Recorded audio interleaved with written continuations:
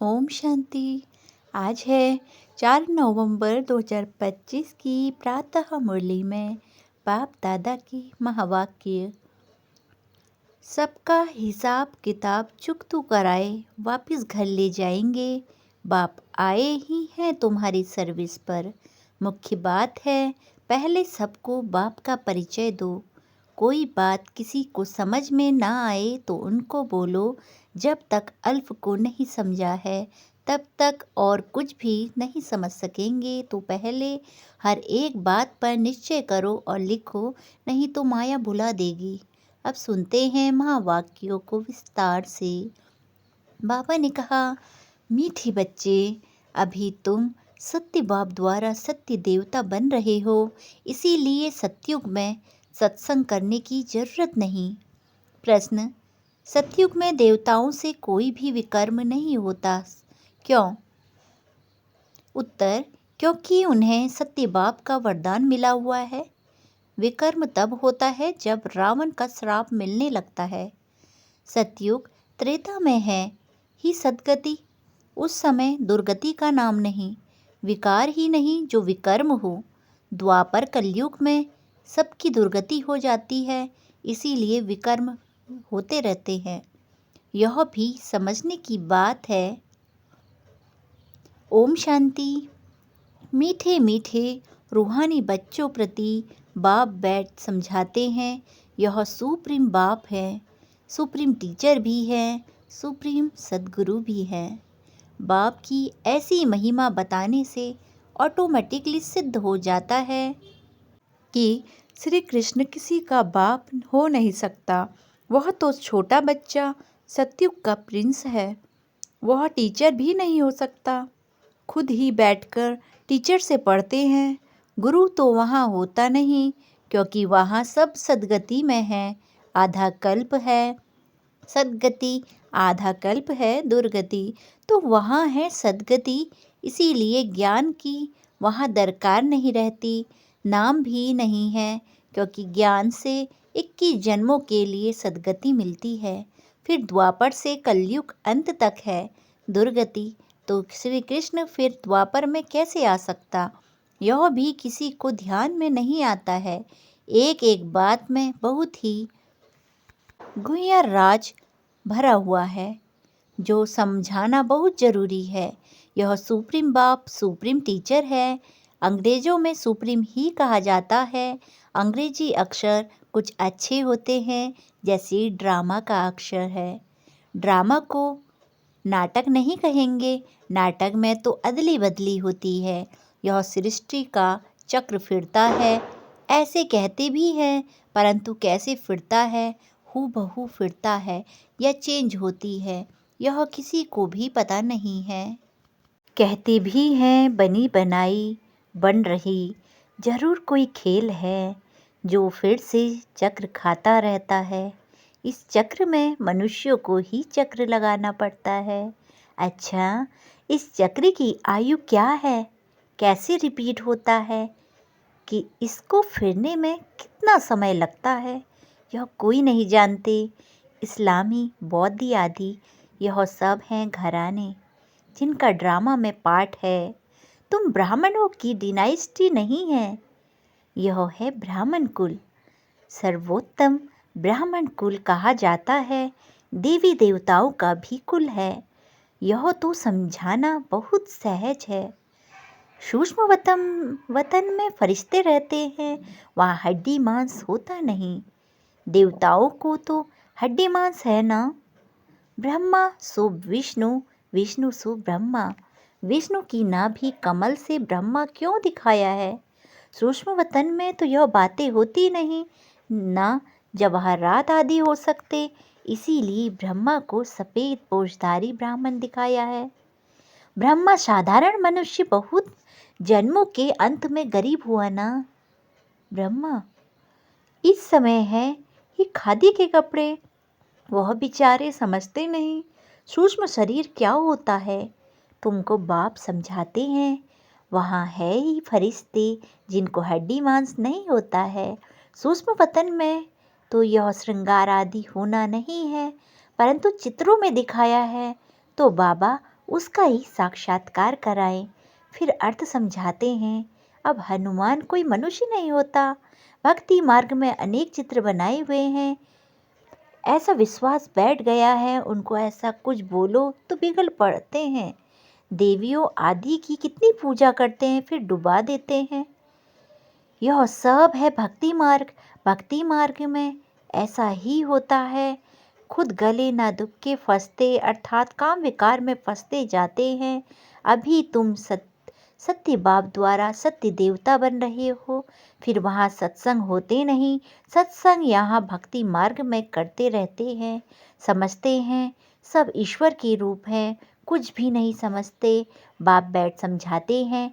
कलयुग में है सब पाप आत्माएं, सतयुग में होते हैं पुण्य आत्माएं। रात दिन का फर्क है, तुम अभी संगम पर हो। कलयुग और सतयुग दोनों को जानते हो। मूल बात है इस पार से उस पार जाने की। क्षीर सागर और विषय सागर का गायन भी है, परंतु अर्थ कुछ नहीं समझते। अभी बाप बैठ कर्म अकर्म का राज समझाते हैं। कर्म तो मनुष्य ही करते हैं, फिर कोई कर्म अकर्म होते हैं, कोई विकर्म होते हैं। रावण राज्य में सब कर्म विकर्म हो जाते हैं। सतयुग में विकर्म होता नहीं, क्योंकि वहाँ है राम राज्य। बाप से वरदान पाए हुए हैं। रावण देते हैं श्राप। यह सुख और दुख का खेल है ना। दुख में सब बाप को याद करते हैं, सुख में कोई याद नहीं करते। वहाँ विकार होते नहीं। बच्चों को समझाया जाता है। सैंपलिंग लगाते हैं। यह सैंपलिंग लगाने की रस्म भी अभी पड़ी है। बाप ने सैंपलिंग लगाना शुरू किया है। आगे जब ब्रिटिश गवर्नमेंट थी तो कभी अखबार में नहीं पढ़ता है कि झाड़ों का सैंपलिंग लगाते हैं। अब बाप बैठ देवी देवता धर्म का सैंपलिंग लगाते हैं और कोई सैंपलिंग नहीं लगाते। बहुत धर्म है, देवी देवता धर्म प्रायः लोप है।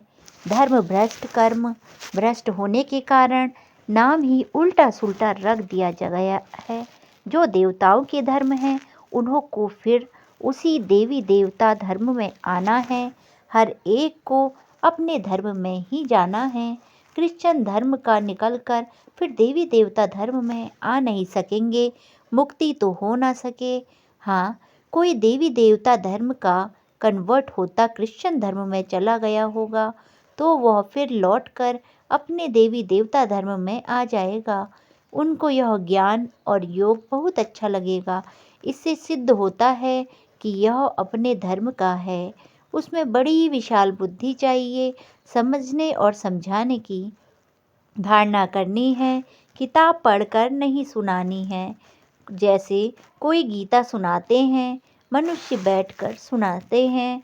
कोई तो गीता के श्लोक एकदम कंठ कर लेते हैं, बाकी तो इनका अर्थ हर एक अपना अपना बैठ निकालते हैं। श्लोक सारे संस्कृत में हैं। यहाँ तो गायन है कि सागर को स्याही बना दो, सारा जंगल कलम बना दो, तो भी ज्ञान का अंत नहीं होता। गीता तो बहुत छोटी है, 18 अध्याय हैं। इतनी छोटी गीता बनाकर गले में पहनते हैं। बहुत पतले अक्षर होते हैं, गले में पहनने की भी आदत होती है। कितना छोटा लॉकेट बनता है, वास्तव में है तो सेकंड की बात। बाप का बना जैसे कि विश्व का मालिक बना। बाबा, हम आपका एक दिन का बच्चा हूँ, ऐसे भी लिखना शुरू करेंगे। एक दिन में निश्चय हुआ और फट से पत्र लिखेंगे। बच्चा बना तो विश्व का मालिक हुआ। यह भी कोई की बुद्धि में मुश्किल बैठता है। तुम विश्व का मालिक बनते हो ना, वहाँ और कोई खंड नहीं रहता है। नाम निशान गुम हो जाता है। कोई को मालूम भी नहीं रहता कि यह खंड थे। अगर थे तो ज़रूर उनकी हिस्ट्री ज्योग्राफी चाहिए, वहाँ यह होते ही नहीं। इसीलिए कहा जाता है तुम विश्व के मालिक बनने वाले हो। बाबा ने समझाया है, मैं तुम्हारा बाप भी हूँ, ज्ञान का सागर भी हूँ। यह तो बहुत ऊंच ते ऊंच ज्ञान है जिससे हम विश्व के मालिक बनते हैं। हमारा बाप सुप्रीम है, सत्य बाप, सत्य टीचर है, सत्य सुनाते हैं, बेहद की शिक्षा देते हैं, बेहद का गुरु है, सबकी सद्गति करते हैं। एक की महिमा की तो महिमा फिर दूसरे की हो नहीं सकती, फिर वह आप समान बनाए तब हो सकते। तो तुम भी पतित पावन ठहरे, सब नाम लिखते हैं पतित पावनी गंगाएं यह माताएं हैं। शिव शक्ति कहो, शिववंशी कहो, शिववंशी ब्रह्मा कुमार ब्रह्मा कुमारियाँ, शिववंशी तो सब हैं, बाकी ब्रह्मा द्वारा रचना रचते हैं तो संगम पर ही ब्रह्मा कुमार ब्रह्मा कुमारियाँ होते हैं। ब्रह्मा द्वारा एडॉप्ट करते हैं, पहले पहले होते हैं ब्रह्मा कुमार ब्रह्मा कुमारियाँ। कोई भी ऐतराज उठाते हैं तो उनसे बोलो यह प्रजापति हैं, पिता हैं, इनमें प्रवेश करते हैं। बाप कहते हैं बहुत जन्मों के अंत में मैं प्रवेश करता हूँ। दिखाते हैं विष्णु की नाभि से ब्रह्मा निकला। अच्छा, विष्णु फिर किसकी नाभि से निकला? उसमें एरो का निशान दे सकते हो कि दोनों ओतप्रोत हैं, ब्रह्मा सो विष्णु विष्णु सो ब्रह्मा। यह उनसे वह उनसे पैदा हुआ है। इनको लगता है 1 सेकेंड, उनको लगता है 5,000 वर्ष। यह वंडरफुल बात है ना, तुम बैठ समझाएंगे। बाप कहते हैं लक्ष्मी नारायण 84 जन्म लेते हैं, फिर उनको ही बहुत जन्मों के अंत में मैं प्रवेश कर बनाता हूँ। समझने की बात है ना, बैठो तो समझाएं कि इनको ब्रह्मा क्यों कहते हैं। सारी दुनिया को दिखाने के लिए यह चित्र बनाए हैं। हम समझा सकते हैं, समझने वाले ही समझेंगे, नहीं तो समझने वाले के लिए कहेंगे यह हमारे कुल का नहीं है। बेचारा बल वहाँ आएगा, परंतु प्रजा में हमारे लिए तो सब बेचारे हैं ना। गरीब को बेचारा कहा जाता है। कितनी पॉइंट्स बच्चों को धारण करनी है, भाषण करना होता है टॉपिक्स पर। यह टॉपिक्स कोई कम है क्या? प्रजापिता ब्रह्मा और सरस्वती 4 भुजाएं दिखाते हैं तो 2 भुजा बेटी की हो जाती है। युगल तो है नहीं, युगल तो वास्तव में बस विष्णु ही है। ब्रह्मा की बेटी है सरस्वती, शंकर को भी युगल नहीं है, इस कारण शिव शंकर कह देते हैं। अब शंकर क्या करते हैं? विनाश तो एटॉमिक बॉम्ब से होता है। बाप कैसे बैठ बच्चों का मौत कराएंगे? यह तो पाप हो जाएगा। बाप तो और ही सबको शांति धाम वापस ले जाते हैं बिगर मेहनत। हिसाब किताब चुकतू कर सब घर जाते हैं, क्योंकि कयामत का समय है। बाप आते ही हैं सर्विस पर, सबको सद्गति देते हैं। तुम भी पहले गति में फिर सद्गति में आएंगे। यह बातें समझने की हैं। इन बातों को जरा भी कोई नहीं जानते। तुम देखते हो कोई को बहुत माथा खपाते, बिल्कुल समझते नहीं। जो कुछ अच्छा समझने वाले होंगे वह आकर समझेंगे। बोलो, एक एक बात पर समझना है तो टाइम दो। यहाँ तो सिर्फ हुक्म है, सबको बाप का परिचय दो। यह है ही कांटों का जंगल, क्योंकि एक दो को दुख देते रहते हैं। इसको दुखधाम कहा जाता है। सत्युग है सुखधाम, दुखधाम से सुखधाम कैसे बनता है यह तुमको समझाएं। लक्ष्मी नारायण सुखधाम में थे, फिर यह 84 जन्म ले दुखधाम में आते हैं। यह ब्रह्मा का नाम भी कैसे रखा? बाप कहते हैं मैं इसमें प्रवेश कर बेहद का संन्यास कराता हूँ। फट से संन्यास करा देते हैं, क्योंकि बाप को सर्विस करानी है, वही कराते हैं। इनके पिछाड़े बहुत निकले जिनका नाम बैठ कर रखा। यह लोग फिर बिल्ली बंगोरे बैठ दिखाते हैं। यह सब है दंत कथाएं। बिल्ली के पुंगरे हो कैसे सकते? बिल्ली थोड़े ही ज्ञान बैठ से सुनेगी। बाबा युक्ति बहुत बतलाते हैं। कोई बात को किसको समझ में ना आए तो उनको बोलो एक बात पर निश्चय करो और लिखो, नहीं तो भूल जाएंगे, माया भुला देगी। मुख्य बात है बाप की परिचय की। हमारा बाप सुप्रीम टीचर है, जो सारे विश्व के आदि मध्य अंत का राज समझाते हैं, जिसका कोई को पता नहीं है। इस समझाने के टाइम चाहिए।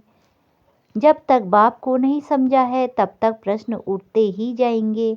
अल्फ नहीं समझा है तो बे को कुछ नहीं समझेंगे। मुफ्त संशय उठाते रहेंगे। ऐसा क्यों? शास्त्र में तो ऐसा कहते हैं। इसीलिए पहले सबको बाप का परिचय दो।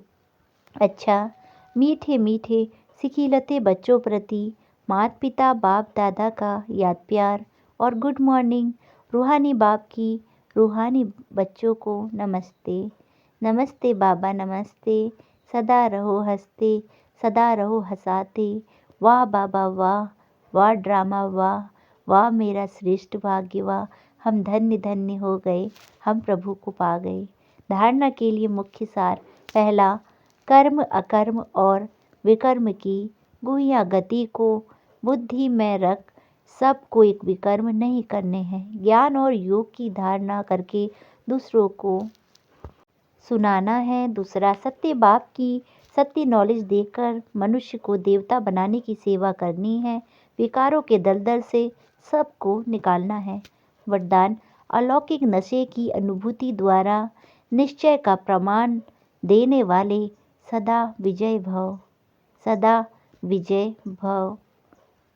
अलौकिक नशे की अनुभूति द्वारा निश्चय का प्रमाण देने वाले सदा विजय भव। अलौकिक रूहानी नशा निश्चय का दर्पण है, निश्चय का प्रमाण है नशा और नशे का प्रमाण है खुशी।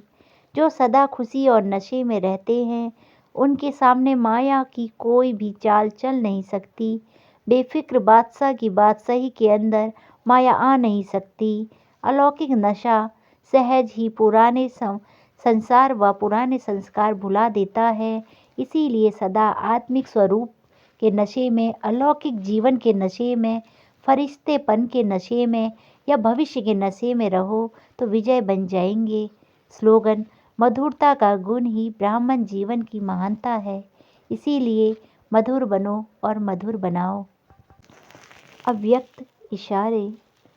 अशरीरी व विदेही स्थिति का अभ्यास बढ़ाओ। अशरीरी व विदेही स्थिति का अभ्यास बढ़ाओ। विस्तार, जैसे विदेही बाप दादा को देह का आधार लेना पड़ता है बच्चों को विदेही बनाने के लिए, ऐसे आप सभी जीवन में रहते, देह में रहते विदेही आत्मा स्थिति में स्थित हो। इस देह द्वारा करावनहार बन करके कर्म कराओ। यह देह करनहार है, आप देह करावनहार हो। इसी स्थिति को विदेही स्थिति कहते हैं। इसी को ही फॉलो फादर कहा जाता है। बाप को फॉलो करने की स्थिति है सदा अशरीरी भव, विदेही भव, निराकारी भव। ओम शांति।